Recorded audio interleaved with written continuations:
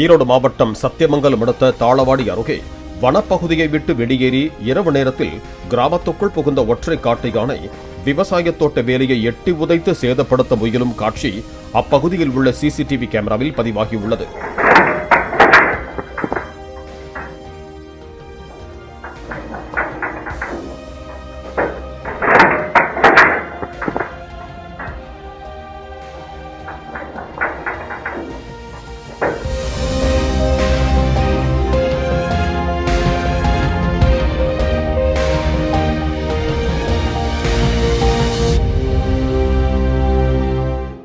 Play store மற்றும் app ஸ்டோரில் இருந்து பாலிமர் செயலியை QR கோடு மூலம் பதிவிறக்கம் செய்யுங்கள்.